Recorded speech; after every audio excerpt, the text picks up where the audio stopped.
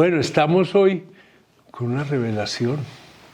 Daniel Briceño, 45.000 votos. 48.400. Ay, perdón que le robé 3.000 y pico para el Consejo de Bogotá. Y es una figura nueva en todo sentido y fue lo que nos llevó a invitarlo y él accedió gustoso a que podamos conversar hoy. ¿Por qué? Porque yo creo que Daniel, y hay más como Daniel, pero Daniel es muy claro, están representando esa nueva política, esa nueva manera de hacer la política que está apareciendo un poco por todas partes, inclusive en Colombia. Y yo creo que si algo está trazado en la vida de nuestra sociedad es la política. Nosotros venimos haciendo la política como hace 30 años, los partidos siguen funcionando como si estuvieran hace 30 años, y lo que hablábamos ahora no es hace 30 años, es que los últimos 4 años han sido fundamentales. Es abogado, ha hecho ejercicio privado de la profesión, pero tiene una labor que es muy interesante, y es que es la eminencia gris detrás de más de una candidatura. ¿Qué pasó el domingo? Fuera del, porque él me decía, todavía no me he repuesto al mamonazo positivo de haber sacado la votación que sacó y las perspectivas y las responsabilidades que se abren, porque eso no llega solo. ¿Cómo te sentís en este momento? Bueno, en primer lugar, sorprendido de haber confirmado que apostarle a una red social y a la calle sí daba votos. Porque aquí siempre el misterio estaba dispuesto en, oye, ¿será que eso de poner o hacer videos en una red social genera votos? Entonces, la pregunta que yo traté de responderme durante toda la campaña y cuando comencé a establecer este proyecto político es, ¿será que uno puede conectar? Y esa es la pregunta, eso no solo con la política, eso tiene que ver con para vender productos, para conseguir pareja, para comunicar. Para todo. Es que... Entonces, mi teoría, que es la que hoy se está confirmando y se ha venido confirmando en Colombia, es que si usted usa una red social hoy para comprar un producto, para conseguir una pareja, para mirar a cuál restaurante va, porque ahora la mayoría de gente escoge un restaurante viendo un video de TikTok, una recomendación. Entonces usted también puede usar esa misma red social para saber por quién votar. Y esa red social, y eso es lo que yo dije, esa red social es la única forma de penetrar usted en el hogar de una persona sin tener plata, sin conocer a esa persona y sin que nadie se lo tenga que presentar. Oiga, una curiosidad, ¿cuánto te costó esta campaña? Estamos terminando de liquidar, va como en los 80, 90 millones, que es plata, yo te voy a decir. No, es plata, pero al lado de lo otro, y con los resultados. Claro, eso es plata, pero... Como para pensar cómo se vota la plata en política. Claro, y además es que la mayoría de plata fue invertida en temas de publicidad. O sea, no hicimos una sola reunión grande, o sea, además no hice una sola reunión grande. No tenía diles, no tenía líderes, no tenía nadie que me estuviera. Vos hablabas con la gente en la calle, ibas a las casas, ibas a una asociación de vecinos que te invitaban. ¿Cómo hacías ese contacto directo, humano? Lo primero es que esto fue digital. Entonces, yo durante un año tuve un relacionamiento digital con la gente. ¿Qué es eso? Pues que la gente me veía al otro lado de la pantalla y se sentía identificado con lo que yo decía y lo que yo hacía. Entonces, eso es muy importante porque la gente se sintió identificada. Luego, cuando entré a la campaña, yo le dije a mi equipo como, probemos si esto es real. Entonces, puse un link, un video que ni siquiera tiene edición ni nada. Dije, oiga, ¿quién se quiere tomar un café conmigo? Porque pues, yo no tengo una sede de campaña, yo no voy a hacer grandes reuniones, pero me gustaría conocerlos y entonces tomémonos un café. Conversemos, literalmente. Conversemos. Entonces, en esos cafés hicimos 1.500. 1.500 personas acudieron a nuestros cafés. No le alcanzaron los tintos. No, y entonces, pues, supremamente sorprendido porque la gente, cuando te saludaba... ¿Eso fue virtual, esa toma de café? No. ¿O se conectaron virtual? No, era personal. Una toma de café era virtual. Personal, claro. Entonces yo le dije a la gente que estaba en la virtualidad, conozcámonos en la vida real. Perfecto. Y cuando llegábamos y nos estábamos así como estamos tú y yo, la gente parecía que me conociera hace años. Claro. Daniel, y te hablaban de todo lo que había pasado en tu vida, porque pues ya uno cuando se habla en las redes sociales uno entrega también parte de su privacidad. Y entonces, en serio, uno se sentía con las personas como si nos conociéramos de años. Si usted no hace relación personal, es un cerebro frío que está hablando allá, ahí murió. Exacto, entonces... Tiene que tener calidez y complicidad. Exacto, entonces, pero esa complicidad, esa calidez, usted la obtiene hablando así. Hablando. Pero el tema es que hoy está comprobado que esa calidez y esa cercanía usted también la puede tener por medio de una pantalla. Y eso es lo que nosotros queríamos probar. Mucha gente, primero, es que esto comenzó digital. Después, claro, yo lo reafirmé viéndonos en la calle o viéndonos en el café, pero ojo, esto era digital.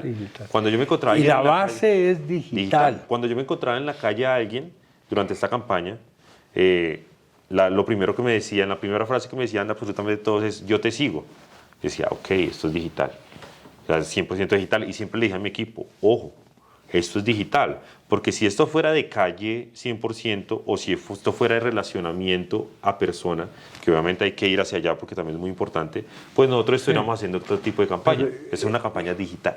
Es que ya el relacionamiento directo es como el cierre de un proceso, es como la fresa que se pone encima del pastel, pero si no tenés pastel, si no la fresa... Entonces esos cafés, yo decía, claro, ya me conoces, vas a votar por mí, te identificas con nosotros, pero si nos vemos personalmente, quizás yo te pueda convencer que además de tu voto me ayudes a conseguir más votos. Más votos. Sí. Entonces, claro, íbamos al café y yo le decía a las personas, mira, ayúdame por favor, eso es una campaña de opinión, yo no tengo estructura, pero ayúdame con tu familia y con tus amigos. Entonces las personas decían, yo les decía, más o menos con cuántas personas me puedes ayudar. Y obviamente nunca nos las entregaban ni nada, pero la persona decía, no, te puedo ayudar con 12. Yo tengo 14 familiares, entonces cogía 14 volantes y les decía, mira, aquí están, por favor, ayúdame, entregale a cada uno su volante. Pero eran ellos los que entregaban el volante. No era yo porque yo nunca hubiese podido acceder a ellos si no hubiésemos tenido... Pero vos hiciste volanteo en la calle. Otra cosa fue el volanteo en la calle, entonces por medio de Big Data rastreábamos en dónde había gente.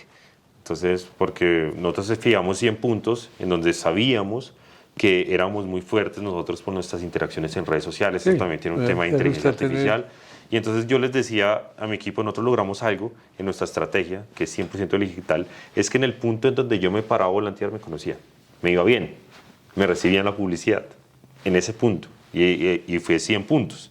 Y eso fue otra estrategia. ¿Hiciste en 100 puntos o escogieron 100 y a cuántos puntos finalmente? 100 puntos de volanteo fijo, es decir, de esos que te paras a volantear. Sí. Pero además dijimos, ok, a los otros tenemos que llegar... Perdóname, ¿en esos 100 puntos volantearon más de una vez o solamente una vez? Depende de la intensidad, porque eso también tenía que ver un poco con la estrategia.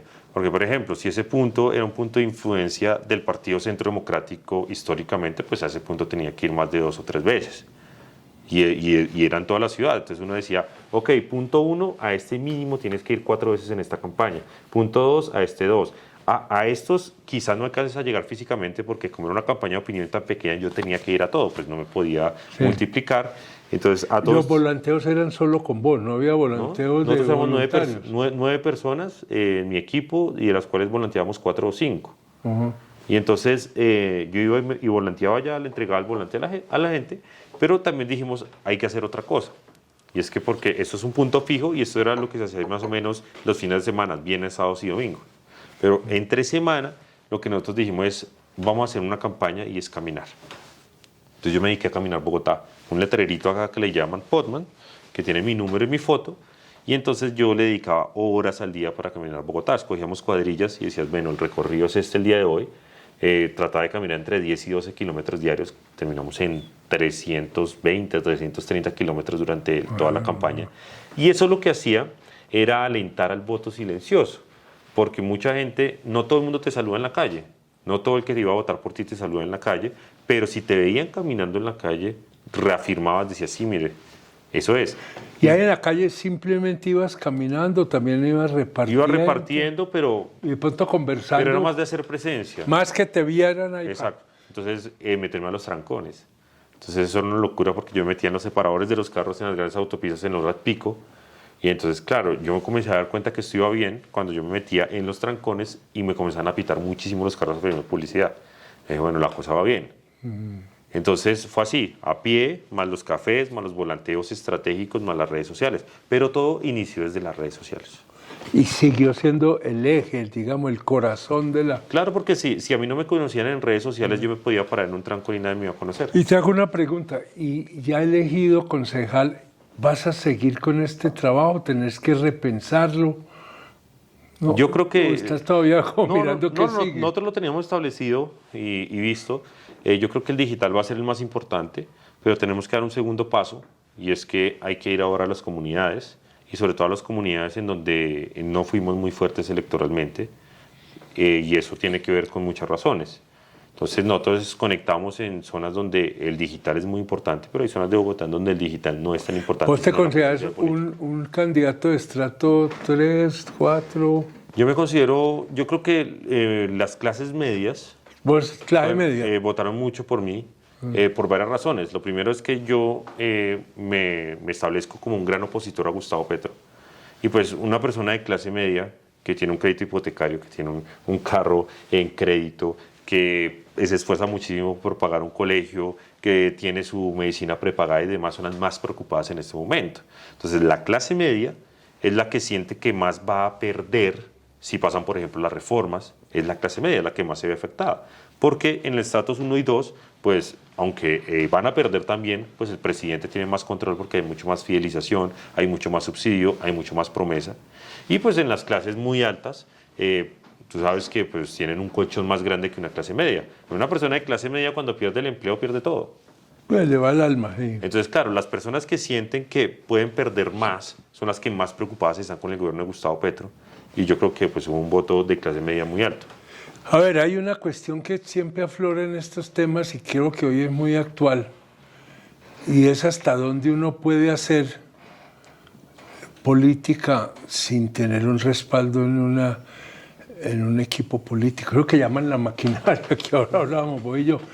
Yo creo que el concepto de maquinaria está muy desprestigiado, pero hay una organización, para que no usemos una estructura organizativa para no caer, pues, este es de maquinaria. Pero con tu experiencia, lo que vos haces necesita tener un complemento, un respaldo en organización.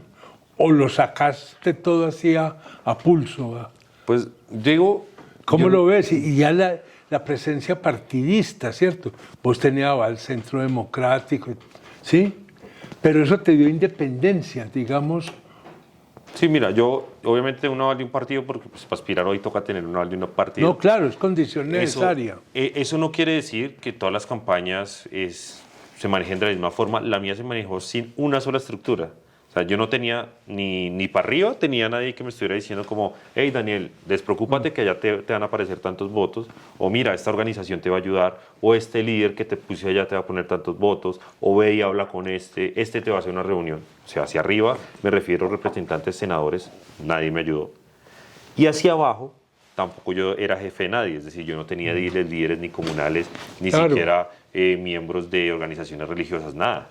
O sea, yo hacia abajo no tenía, yo tenía un voto 100% de opinión, y eso me generó a mí un estado, un poquito de ansiedad la última semana. Claro. Y sobre todo cuando... Incertidumbre. No, claro, cuando cerraron las campañas fue un día muy duro para mí, porque yo me puse a ver las redes sociales y entonces encontraba las reuniones de los políticos de estructura en Bogotá. Yo veía esas vainas, 5.000, 10.000 personas. Pues solo en tu casa más o menos. No, yo estaba en Kennedy tomando café con 4 personas. Y entonces yo dije, no, Dios mío. O sea, claro, y durante la siguiente semana... Pero es que eso es bulla y es plata. Claro, pero por lo menos pero lo puedes asusta, cuantificar. No, claro que no. El que se sube a una tarima y ve 5.000 personas... Yo te entiendo. El que se sube a una tarima y ve 5.000 personas dice, por lo menos 1.000 van a votar por mí. A ver, con tu experiencia en este momento de ahora hay mucho por evaluar. ¿Vos cómo crees que debería evolucionar o estructurarse la política hacia adelante? Porque yo mantengo y te la pongo sobre la mesa, yo mantengo siempre ya a título personal, y es posible combinar, complementar el trabajo de organización política con el trabajo de opinión, es decir, es el candidato y lo que dice, pero es también una estructura que le ayuda a que eso que dice alcance a traducirse en hechos políticos. Es un candidato solo, pero que de alguna manera tiene que estar articulado a un proyecto político, porque no caemos, el peligro es caer en figuras mesiánicas, ¿cierto? Que entonces él solo es el depositario de la fe, la luz, la verdad, y vengo aquí a predicaros. ¿Cómo ves esa? ¿Es posible articular, complementar? Totalmente, yo creo que... ¿Y cómo podría ser? Porque creo que es una crisis que tenemos muy fuerte en la política colombiana y en el mundo, pero hablemos de Colombia. Sí, digamos, hoy hay una separación entre los políticos de opinión y los políticos de estructura. Entonces, la gente cree que son dos figuras que tienen que estar totalmente separadas y que no se pueden combinar. Yo creo que se pueden combinar. El problema es la dificultad que genera cambiar de una mentalidad y volverse en la otra o combinarlas. Por ejemplo, si eres un político, y le pasó en esta campaña a mucha gente aquí en Bogotá sobre todo, si es un político que siempre ha sido estructura y quieres dar el salto hacia la opinión, muchos hicieron eso y pensaban que porque les estaba yendo bien en vistas, en likes y saliendo en medios de comunicación, pues se iban a convertir en figuras de opinión, descuidaron la estructura y se quemaron. Entonces, hay otros que también pasó en el Partido Verde. Hay que equilibrar. En el Partido Verde pasó unos que llegaron de opinión hace 4 años, muy fuerte, y se dedicaron esos 4 años porque estaban de gobierno a conformar una estructura, y como eran de opinión antes, entonces perdieron toda la opinión y la estructura que alcanzaron a armar en 4 años no les alcanzó. Entonces yo creo que aquí hay varios puntos, y es que esa combinación, primero hay que decirlo, es difícil de hacer, pero se puede hacer. Esa es la fórmula mágica. Pero todo depende, te digo, todo depende en la forma en cómo llegues. Porque es que si tú eres un candidato que llega muy hipotecado y te toca meter mucha plata y la debes mucho, difícilmente vas a generar opinión. Ya estás condenado de Porque, alguna manera. ¿qué es lo que genera opinión? Es la pregunta que tenemos que hacer. ¿Qué es lo que genera opinión? La opinión la genera dos cosas. Uno, el tema de la denuncia. La denuncia genera opinión. Si tú muestras una denuncia, los medios de comunicación reaccionan y te muestran. O las posiciones firmes, férreas, coherentes, esas posiciones generan opinión. Entonces, el problema es que cuando tú llegas muy, muy, muy comprometido, pues te toca entregarte al gobierno de turno, y cuando te entregas al gobierno de turno para poder sacar lo que debes, pues no puedes decir nada. No, te toca ya quedó de pura maquinaria. Entonces yo creo que es más fácil llegar de opinión, armar una estructura política, y aquí te lo digo, una estructura política no es igual a una estructura burocrática. Porque usted puede trabajar políticamente a través de la gestión, a través de la identificación, a través de la escuela. Por ejemplo, yo ahorita tengo pensado de aquí para adelante armar una estructura de política a través del control político. Es decir, lo que yo quiero es enseñar a las personas a que hagan control. Es decir, yo no quiero que haya un solo Daniel Briceño en Colombia, yo creo que hayan muchos en cada municipio. ¿Y cómo hacemos eso? Enseñándoles lo que yo sé. El control ciudadano es la base de la democracia. Último, porque nos está acabando el tiempo, esas cosas buenas, el tiempo vuela. Yo te oigo mucho haciendo control político, haciéndole seguimiento al poder, al gobierno, pero ¿no crees que eso hay que combinarlo con una capacidad de proponer? ¿Sí? Critiquemos, pero propongamos. ¿Sí? Este metro así no es, pero entonces ¿cómo sería la propuesta? Porque yo creo que a veces nos quedamos mucho en las críticas y quedamos escasos de propuestas o propuestas medio traídas así de afán. Tú sientes la necesidad de tener, digamos, una visión equilibrada entre la denuncia, por llamarlo algo, denuncia y propuesta. Denuncio, pero propongo. Así es, yo en esta campaña, dentro del plan que le propuse a los bogotanos, había esa combinación entre denuncia y propuesta. Entonces, ¿hacia dónde van la mayoría de mis denuncias? La mayoría de mis denuncias siempre tienen, que es como mi tema bandera, a un tema de austeridad y cuidado del mal gasto público. Es decir, no malgastemos la plata. Entonces, muchas de mis denuncias más virales y más sonadas son en temas de mal gasto público. Entonces yo le dije a los ciudadanos... ¿Qué es más que la simple corrupción? Sí, no, porque es que este mal gasto, ojo, esto es legal. Es que eso es el problema, que usted lo puede hacer. La ley se lo permite, nadie lo va a castigar por malgastarse la plata en eso. Pero nosotros encontramos que, por ejemplo, en Bogotá hay 1.2 billones de pesos que se han malgastado en los últimos años. 1.2 billones de pesos. Práctica. Entonces, claro, nosotros le mostramos a la gente, hasta imprimí en campaña, imprimí 1.2 billones de pesos en billetes de 100.000 didácticos y le salí a la calle y le mostré a la gente. Y le dije, vea, esto es 1.2 billones, pues son unos tarrados de plata así. Y la gente, no, qué cantidad de plata. Y le dije, eso se lo están derrochando. Y están en billetes. Claro, entonces yo le dije, a esto hay que hacerle control, hago denuncias constantes, mira, te lo estás derrochando en esto, pero nosotros tenemos listo para erradicar ahorita a partir de 1 de enero una política de austeridad clara, para limitar, prohibir y reducir ciertos gastos legales, que sí son legales, pero que se están yendo en manos de funcionarios públicos. 1.2 billones de pesos.